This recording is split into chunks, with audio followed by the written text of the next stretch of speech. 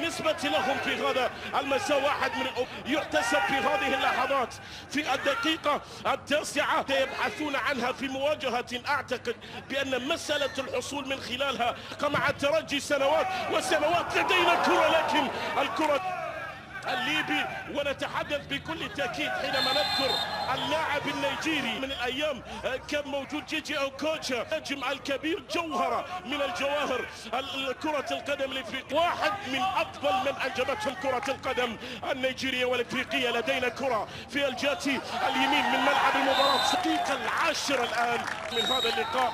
بدأ يظهر بلايلي، بدأ يتحرك نادي قطر أن يبدأ هذا اللقاء.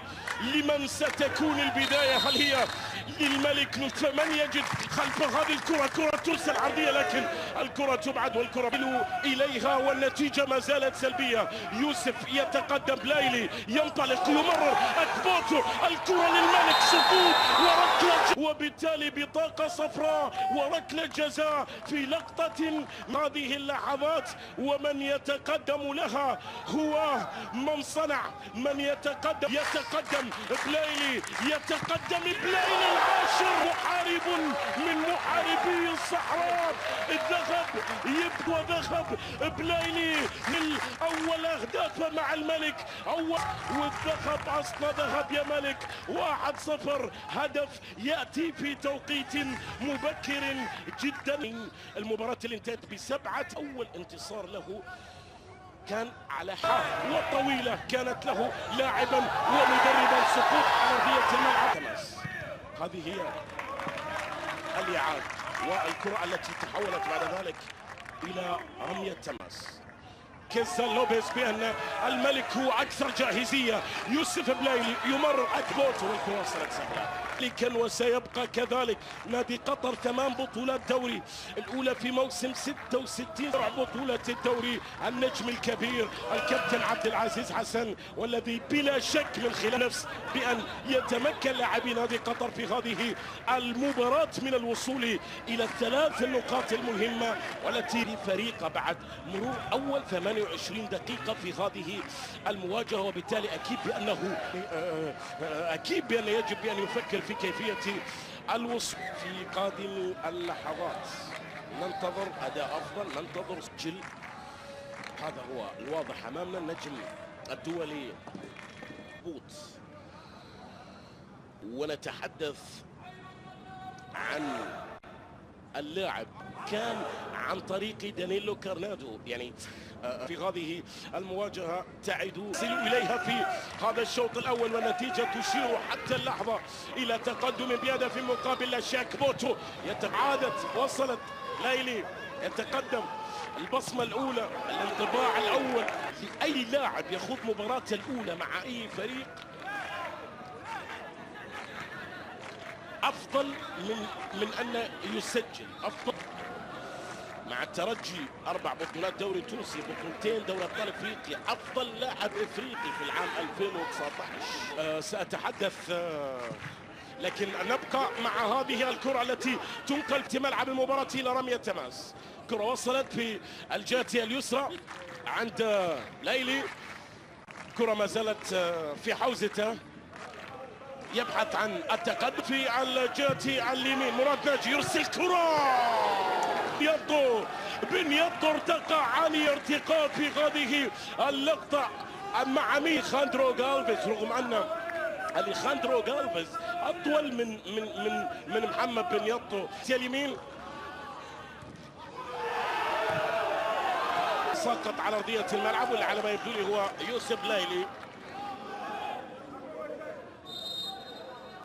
طبعا في طفولته لنجم كان يلعب لاتحاد العاصمة، كانت تطلق عليه جماهير الاتحاد بلايلي العاشر نسبة لارتداء الرقم 10. ويقولون في كرة القدم رقم 10 لابد أن يكون مميز ويكون نجم الفريق. هذه هي اللقطة وهذا هو التدخل. هل كان هنالك تعامل؟ ونحن أيها الأحبة الكرام مشاهدينا متابعي قنوات الكاس أينما كنتم، كرة تعود في وسط ملعب المباراة لصالح نادي الوكرة.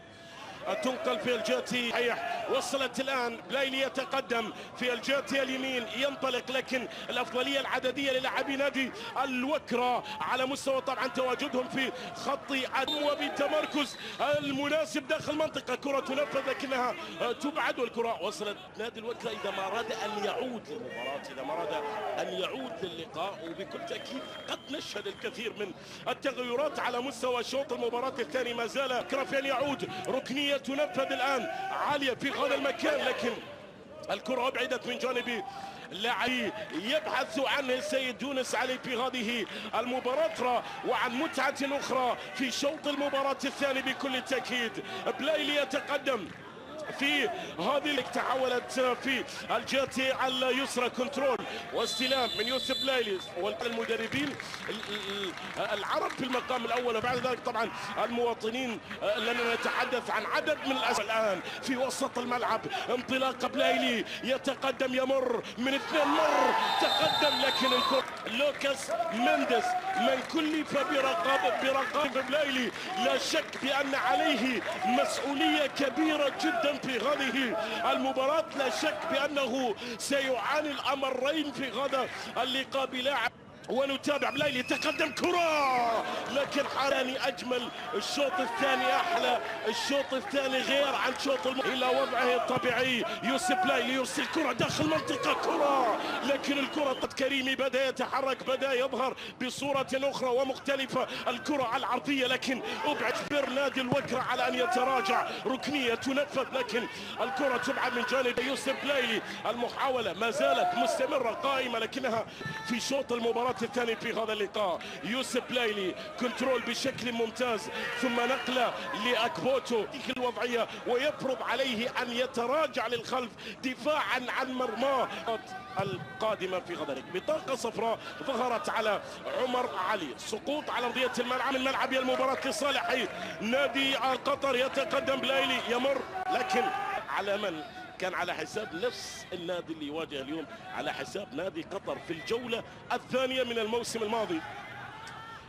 لدينا كرة، لكنه حتى هذه اللحظة يتأخر في النتيجة. كرة في الجهة اليمين، محاولة الآن، ما زالت المحاولة قائمة. الكرة فيها خطأ. ماركيز لوبيز مدرب رقم 15 من القارة العجوز، المدرب رقم 15 على مستوى المدربين الاوروبيين الذين تواجدوا. طبعا يوسف لا يتحصل على بطاقه صفراء بعد التدخل محمد بن يطو. هذه المباراة، هذه هي الإعادة. عثمان كوليبالي ويوسف بلايلي، والكرة طبعا حتى اللحظة لدينا كرة الآن. بلايلي تقدم، انطلق، مر، لكن تبع من أمام يوسف بلايلي. الخطأ أمامه ممنوع، الخطأ أمامه ممنوع. يتقدم، يسدد كرة، عادت أكبوتو، كرة لا ولد في كرة في غاية طبعا يعني التسديدة، لكن لوكاس مينديز هنا كنترول، استلام، يبحث عن من؟ يا سلام يا سلام، يبحث عن لحظة لا ينجح في أن يوضع الرقم 10 في صفوف الملك. هو القادر على أن يعطيهم التقدم للمرة الثالثة في التوقيت المناسب، لكن قبل ذلك الكرة العرضية من اللاعب. التدخل على أليخاندرو غالفيز.